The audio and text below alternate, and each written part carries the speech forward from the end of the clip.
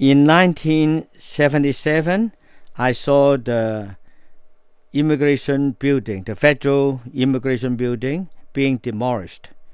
It was not far from the Canadian Coast Guard base on Dallas Road.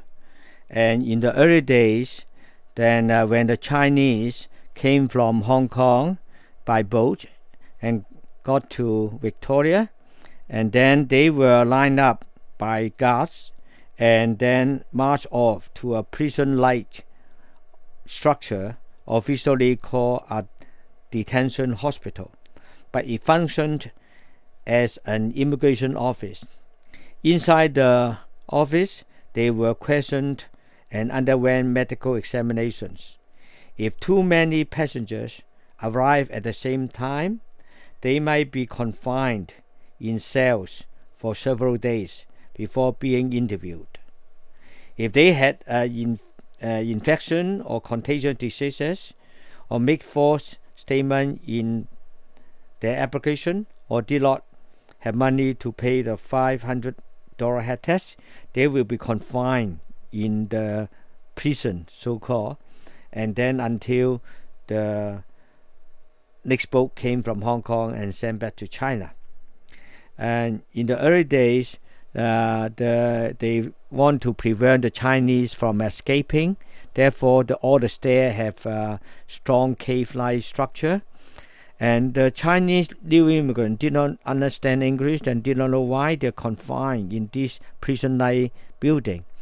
And they put their frustration and anger by writing on the wall. And the wall was covered by paints by the guards in those days.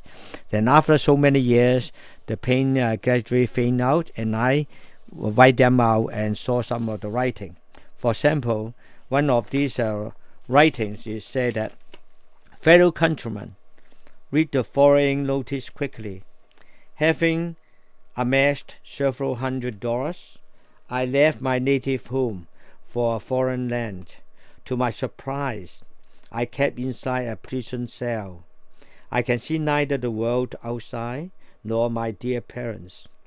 When I think of them, tears begin to stream down. To whom can I confide my mournful sorrow, but to etched in a few lines on this wall?"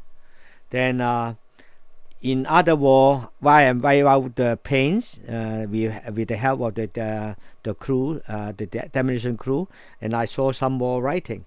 For example, this one: "I cannot sleep because my heart is filled with hate. Whenever I think of the foreign barbarian, my rage will soar sky high.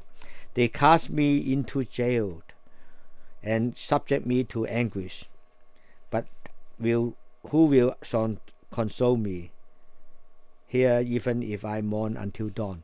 And therefore, in those days, the Chinese new immigrant did not know English and confined into these buildings and feel very angry, and why they were treated like that when they came to Canada.